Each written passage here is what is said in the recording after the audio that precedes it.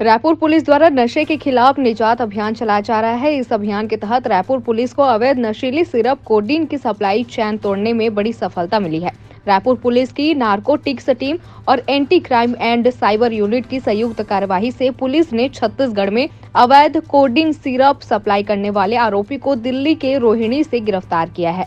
गिरफ्तार आरोपी का नाम संदीप भारद्वाज है। पुलिस ने आरोपी के कब्जे से 5 पेटी कोडीन सिरप भी जब्त किया है। जानकारी के अनुसार आरोपी संदीप भारद्वाज दिल्ली का रहने वाला है। वहीं संदीप छत्तीसगढ़ सहित 5 अन्य राज्यों में भी अवैध नशीली कोडीन सिरप की सप्लाई करता है।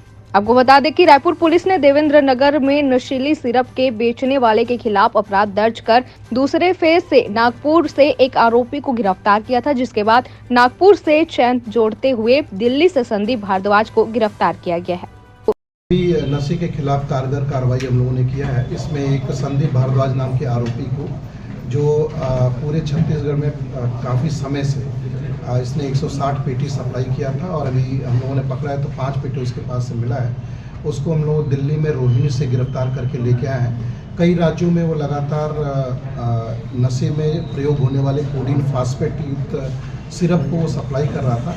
हमने भी कई सारी कार्रवाइयाँ पहले की, उसमें इसका नाम आया था। इसको नेटवर्क को तोड़ते हुए हम लोग दिल्ली से